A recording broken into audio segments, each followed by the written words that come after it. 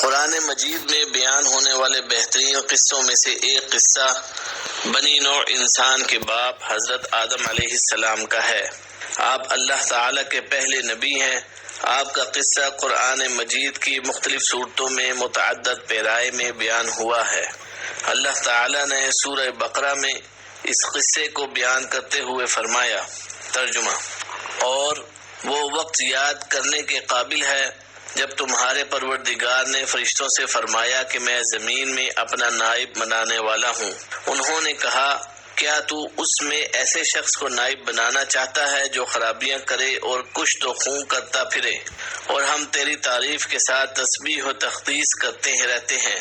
اللہ تعالیٰ نے فرمایا، میں وہ باتیں جانتا ہوں جو تم نہیں جانتے، اور اس نے آدم کو سب چیزوں کے نام سکھائے، پھر ان کو فرشتوں کے سامنے پیش کیا اور فرمایا کہ اگر تم سچے ہو تو مجھے ان کے نام بتاؤ۔ انہوں نے کہا، تو پاک ہے، جتنا علم تو نے ہمیں بخشا ہے اس کے سوا ہمیں کچھ معلوم نہیں، بے شک تو دانا اور حکمت والا ہے۔ تب اللہ تعالیٰ نے آدم کو حکم دیا، آدم تم ان کو ان چیزوں کے نام بتاؤ۔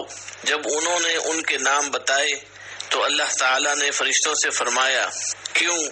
میں نے تم سے نہیں کہا تھا کہ میں آسمانوں اور زمینوں کی سب پوشیدہ باتیں جانتا ہوں، اور جو تم ظاہر کرتے ہو اور جو پوشیدہ کرتے ہو سب مجھ کو معلوم ہے۔ اور جب ہم نے فرشتوں کو حکم دیا کہ آدم کے آگے سجدہ کرو تو وہ سب سجدے میں گر پڑے، مگر شیطان نے انکار کیا اور غرور میں آ کر کافر ہو گیا۔ اور ہم نے کہا، اے آدم، تم اور تمہاری بیوی جنت میں رہو اور جہاں سے چاہو بے روک ٹوک کھاؤ پیو، لیکن اس درخت کے پاس نہ جانا، نہیں تو ظالموں میں داخل ہو جاؤ گے۔ پھر شیطان نے دونوں کو وہاں سے پھسلا دیا اور جس عیش و نشاط میں تھے اس سے ان کو نکلوا دیا۔ تب ہم نے حکم دیا کہ بہشت بری سے چلے جاؤ، تم ایک دوسرے کے دشمن ہو اور تمہارے لیے زمین میں ایک وقت کا ٹھکانہ اور معاش مقرر کر دیا گیا ہے۔ پھر آدم علیہ السلام نے اپنے پروردگار سے کچھ کلمات سیکھے اور معافی مانگی تو اللہ تعالیٰ نے ان کا قصور معاف کر دیا، بے شک وہ معاف کرنے والا اور صاحب رحم ہے۔ ہم نے فرمایا کہ تم سب یہاں سے اتر جاؤ، جب تمہارے پاس میری طرف سے ہدایت پہنچے تو اس کی پیروی کرنا۔ جنہوں نے میری ہدایت کی پیروی کی ان کو نہ کچھ خوف ہوگا اور نہ وہ غمناک ہوں گے، اور جنہوں نے اس کو قبول نہ کیا اور ہماری آیتوں کو جھٹلایا وہ دوزخ میں جانے والے ہیں اور وہ ہمیشہ اس میں رہیں گے۔ سورہ بقرہ آیت نمبر 30 تا 39۔ ہم نے ان آیات کی مفصل وضاحت تفسیر میں کر دی ہے، یہاں ہم صرف ان آیات کا مختصر مفہوم بیان کرتے ہیں۔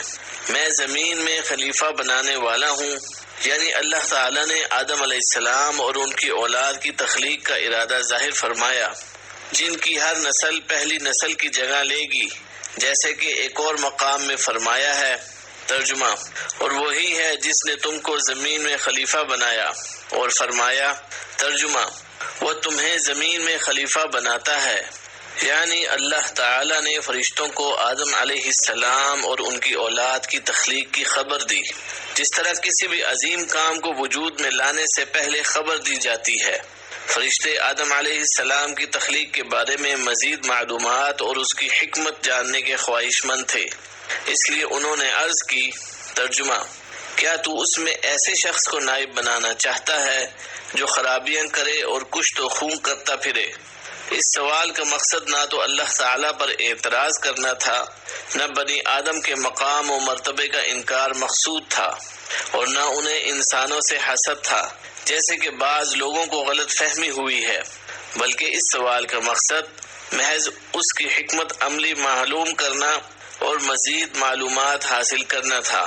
قتادہ رحمۃ اللہ علیہ نے فرمایا، فرشتوں کو معلوم تھا کہ یہ صورتحال پیش آنے والی ہے، کیونکہ انہوں نے آدم علیہ السلام سے پہلے زمین میں آباد ہونے والی مخلوقات مثلا جنات کے حالات دیکھے تھے۔ حضرت عبداللہ بن عباس رضی اللہ عنہ نے فرمایا، جن آدم علیہ السلام سے تقریباً 2000 سال پہلے سے زمین پر آباد تھے، انہوں نے قتل و غارت کی تو اللہ تعالیٰ نے فرشتوں کا لشکر بھیج دیا جنہوں نے ان فسادی جنوں کو سمندروں کے دور دراز جزیروں کی طرف دھکیل دیا۔ اس تجربے کے پیش نظر انہوں نے کہا، ترجمہ، اور ہم تیری تسبیح، حمد اور پاکیزگی بیان کرتے ہیں۔ اس کا مطلب یہ ہے کہ ہم ہمیشہ تیری عبادت کرتے ہیں، ہم میں سے کوئی بھی تیری نافرمانی نہیں کرتا۔ اگر انسانوں کی تخلیق کا مقصد یہ ہے کہ وہ تیری عبادت کریں تو ہم موجود ہیں جو دن رات کسی کوتاہی یا اکتاہٹ کے بغیر تیری عبادت میں مشغول رہتے ہیں۔ اللہ تعالیٰ نے فرمایا، ترجمہ، جو کچھ میں جانتا ہوں تم نہیں جانتے، یعنی مجھے ان کی تخلیق کی وہ حکمت معلوم ہے جو تم نہیں جانتے، یعنی ان میں نبی، رسول، صدیق، شہداء اور نیک لوگ پیدا ہوں گے۔